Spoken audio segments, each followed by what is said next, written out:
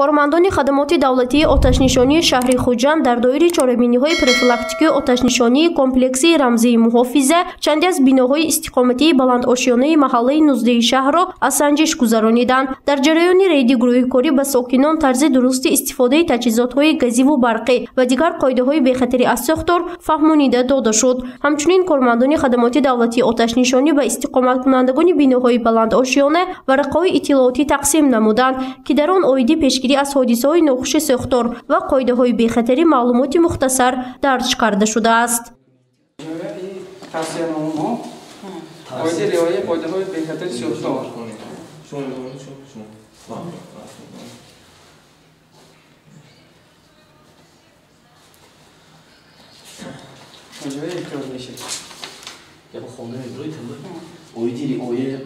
نمودن قاعده‌های بی‌خطری است.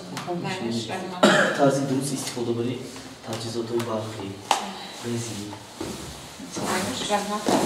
مسئولین هدف اساسی تشکیل و برگزاری رید در بیناهای استقامتی بلندآشیانه محله 19 را به پیشگیری حادثه‌های ناخوش ساختار و پرزور نمودن کارهای پروفیلاکتیکی در این میکروناحیه ارزیابی کردند، زیرا بنا به تحلیل آنها دوامی سال گذشته 2021 ساختار در این منطقه زیاد به قید گرفته شده است. چندی از ساکنان بینای 30 میکروناحیه 19 نیز تشکیل چنین کارهای فهماندهی در بیناهای بلندآشیانه را مفید و سری وقتی ارزیابی کردند. آنها گفتند که تشکیل و برگزاری این گونه ریدها برای پیشگیری حادثه‌های ساختار و عاقبت ناخوش آن مساعدت می‌کند. دویم نظارت کرد میستیم خودم ما بچه‌ها که ما میبرویم همه کشته و کدشین تان در نگران تان گفته ما دویم نظارت کرد میستیم گاز که ما کار نمیفرماییم فقط پلیتکا کار فرم دوستیم نکن اریستان نکن نمی‌نگاه دیگر چی نیست کانسنیر سونی هایده که همین حاضر که همه همین کشرایتش کن. کارمندان خدمات دولتی آتش‌نشانی شهر خوجند در دایره چاره‌بینی‌های پروفیلاکتیکی آتش‌نشانی کمپلکسی رمزی محافظه به مؤسسه تحصیلات میانه عمومی رقم 7 نیز تشریف آوردند. مسئولین در این مؤسسه با خوانندگان صنف‌های بالایی واخوری نموده عایده حادثه‌های ناخوش ساختار و راه‌های پیشگیری آن معلومات دادند. همچنین کارمندان خدمات دولتی آتش‌نشانی به خوانندگان طرز درستی استفاده آتش خاموش‌کنک را مفصل فهمانیدند.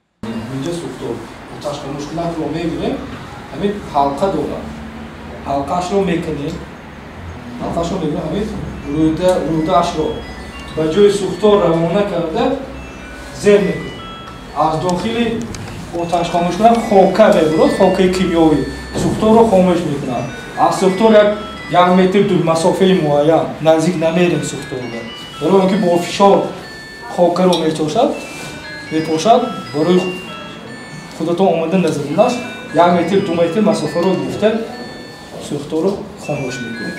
دوام 26 روزی ماه ینوری سال جاری در شهر خوجند 4 حادثه ناخوش ساختار به قید گرفته شده است. از این 3 حالت در منزل استقامتی ساکنان و 1 حالت در آشخانه رخ داده است. بنا به اطلاع مسئولین خدمات دولتی آتش‌نشانی سبب اساسی اکثر ساختارهای به قید گرفته شده این استفاده نادرستی ناقل‌های برقی و گازی محسوب می شود.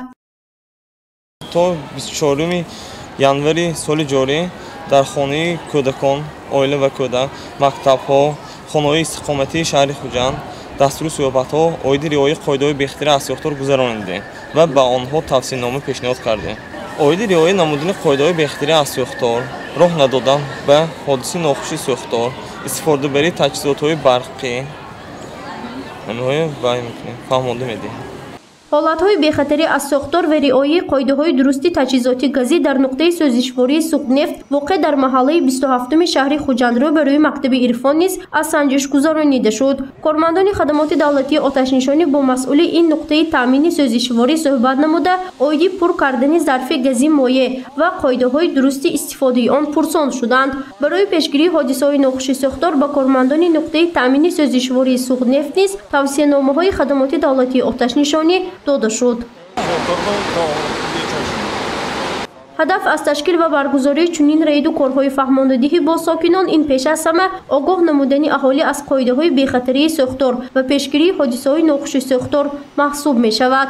گذرانیدن چاره‌بینی‌های پروفیلاکتیکی آتش‌نشانی کمپلکسی رمزی محافظه حالا در دیگر شهر و نواحی ولایت سوق نیز با جلب گروه‌های کاری خدمات دولتی آتش‌نشانی به راه مانده شده است.